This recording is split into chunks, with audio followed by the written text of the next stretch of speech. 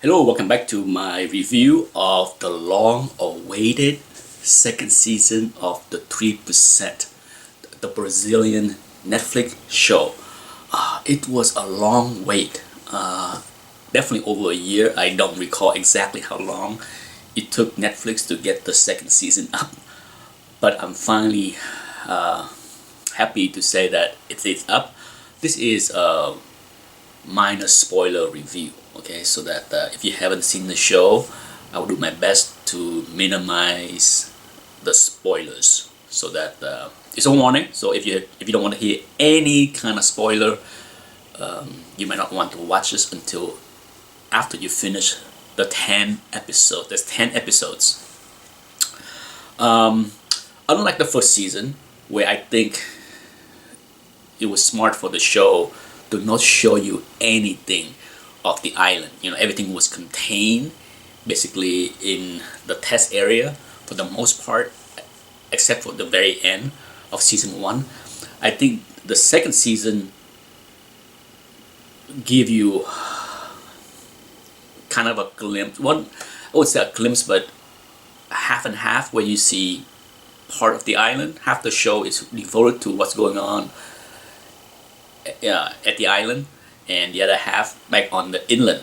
And I think the best part about this show is no doubt the characters. Okay, so the show is definitely not on high budgets.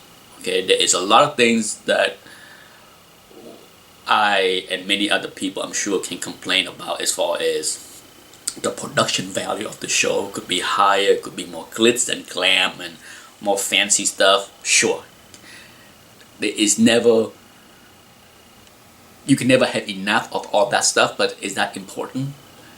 Not really. Okay, if you watch the show and pay too much attention to the glam, the fanciness, then you miss what's important about the show. The show is about people, and my favorite character of the first season, Fernando, is still my favorite character for the second season. But to my surprise, Joanna. I did not expect to like Joanna so much in the second season. She might even surpass Fernando as far as my favorite character of the show. Michela, she's okay.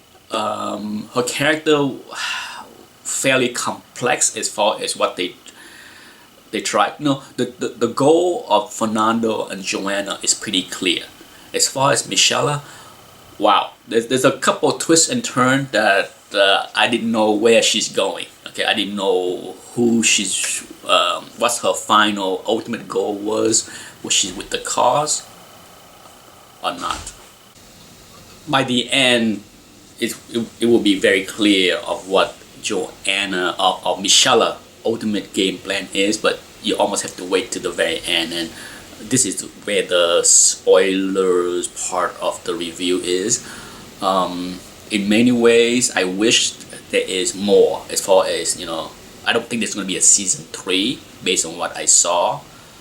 I could be wrong, but I think they finalized it at the end of season 2. I wish there was more. What I wanted was more of the island.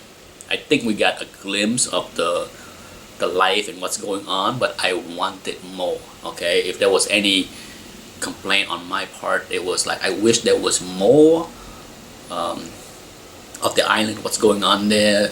I like the backstory. The backstory of the island was very good. I like that part. I like how everything ties into the end as far as what Michela planned to do. That works very well. One of the biggest kudos for the second season is going toward the directors of the episodes, because unlike season 1, where you have basically most of the characters in one scene doing all the tests and competing, this season all the characters are for the most part spread out in many locations, whether they're inland, underground, or on the island, or in a submarine, or many locations. So to be able to juggle multiple locations, as well as give ample of time for each character to tell their side of the story. I think that was very well done. So that's definitely a big plus for the second season. No doubt, I wish there was a season 3. I wish the story went in a path where there could be a season 3, because I enjoyed the show. But at the same time, I'm glad, I'm happy with the closure. I'm happy with how the story ended, the way they choose to end the series and how things are resolved. Okay, that I think I was happy with the ending. Ultimately, I agree with how the characters played out. So it was a fun series. I enjoyed it, and I would like to see more from the team that did this series, because I think they did a good job storytelling wise. The only request I had with Netflix is spend some more money on production value, because if anything, it would make the show, any future shows, look better. But ultimately, it's in the writing and the acting, and I say kudos to the actors that portray Joanna and Fernando, as well as Michela. And that's it. That's my review for the 3% second season. Thanks for watching. Bye bye.